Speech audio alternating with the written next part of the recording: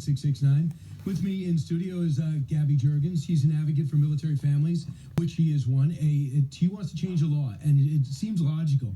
It's known as a 2020 rule that leaves former military spouses like herself vulnerable to loss of benefits and inspired by her life because you're a military daughter as well as a wife.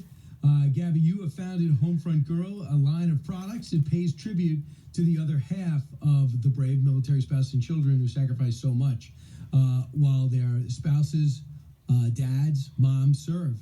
Welcome. Appreciate you coming in. Well, thank you so much. So right now, your personal circumstances is emblematic of some of the problems with this current system. Absolutely. I think I discovered that in the middle of a cancer fight when I was at Johns Hopkins because like many military spouses, to be honest, this isn't something that is part of the out processing or that is informed to military spouses about what could happen in the event of a divorce. If you do not have 20 years of active duty time with your former husband or soon-to-be former husband, what happens is they basically put you into a pot which is called the 2015 rule, which says you'll get a year at the end of that divorce. You'll get a year of medical coverage under TRICARE, which is the military system. But after that, you will lose it all. I mean, that means that your ID card is reissued and you get health benefits. It says health benefits. Now, for someone like me, it's too late.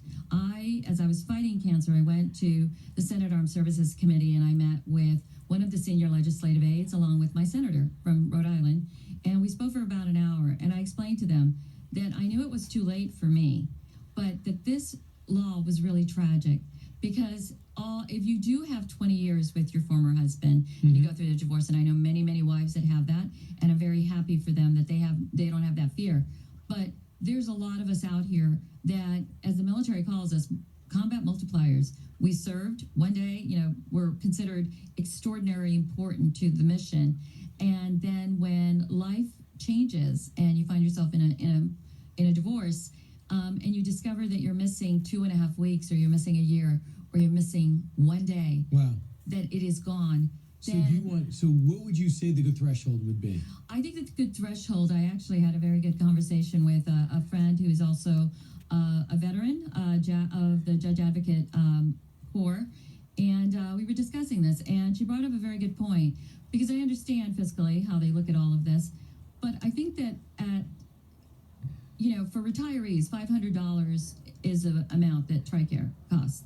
Now, that's a drop in a bucket. And if a judge were to say, well, this is a military divorce, she has this many times, she was a military spouse, the military can go ahead and order to say $500 for her to have continued care under TRICARE. I think that at the point when you have done that, I mean, my friend set this threshold at 10 years. I would say at 10 years, what really astounds me that really at 15, if you have traveled your entire life supporting the mission, supporting your military service member, and have foregone the opportunity of a career, which is very difficult in this life, to keep that, I think there is a correlation to say that, yes, there is cause to say that these were combat multipliers, and they... I always go back to the warrior ethos. Well, a couple of things. They also say, too, like, you look at these Navy SEALs, it's so physically taxing, none of them go 20. Yeah. And they're put in jobs that doesn't even mirror their skills just to finish out the string. They're like football players. Their knees are shot, their shoulders are shot. Who knows what they put through in terms of combat wounds. So almost none of them get 20, and that seems wrong. Yeah, but they can still go to the VA system. Now, think about the military families. Now, our children, if they will still have their ID cards through their father.